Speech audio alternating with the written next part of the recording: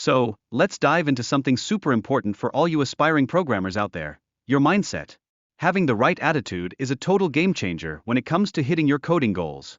Seriously, a positive approach is like having a secret weapon for effective learning and problem solving. It keeps you motivated and ready to tackle any challenge.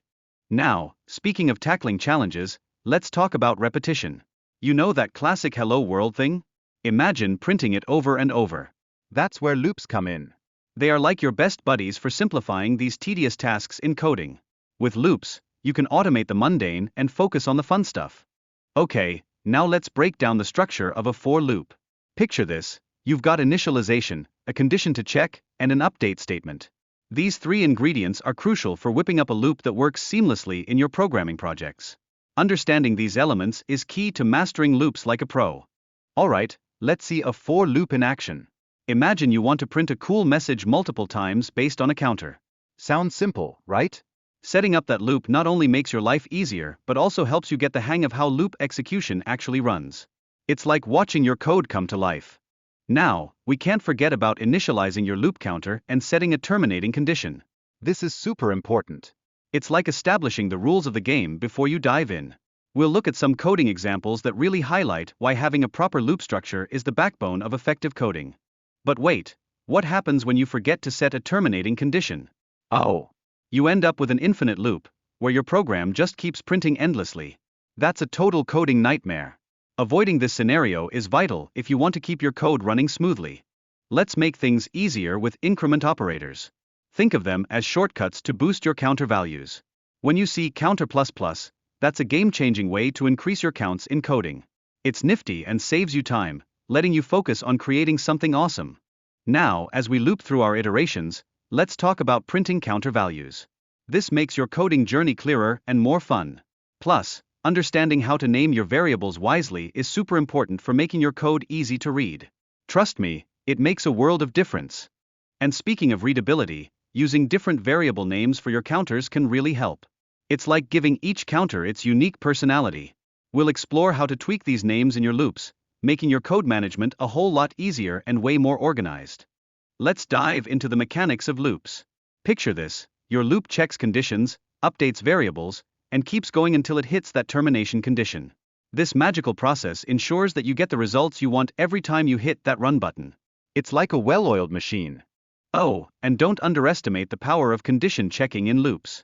This really controls the flow of execution, ensuring everything updates just right until you hit that sweet ending point. It's all about keeping your code sharp and responsive. Now, let's shake things up a bit. Different programming languages may have their own unique syntax for loops, but guess what? The core concept stays the same. You still get to execute your tasks over and over based on whatever conditions you set. How cool is that? As we continue, let's chat about the different types of loops, like for loops and while loops. This flexibility allows you to choose how you want to execute your tasks in programming, giving you the creative freedom to code your way. Now, let's take a moment to reflect on traditional methods versus new approaches in programming. Adapting your techniques is key for efficiency and clarity. This isn't just about following the old ways, it's about evolving your coding skills and embracing what's fresh and effective. And here's a pro tip: always check your conditions before diving into tasks. This step is crucial to ensure your program behaves like you want it to. It's like checking your homework before turning it in, avoiding those cringeworthy mistakes. Now, if you're just starting out, don't shy away from making mistakes.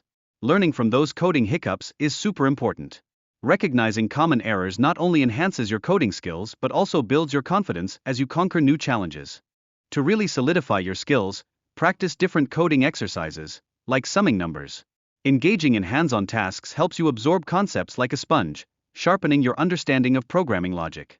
It's all about getting your hands dirty and having fun. Utilizing loops and conditions effectively is a game changer in coding. Knowing how to implement these structures can seriously streamline your code and help you achieve those desired results quickly and efficiently. It's like having a secret shortcut to coding greatness. And, let's not forget the power of libraries in programming.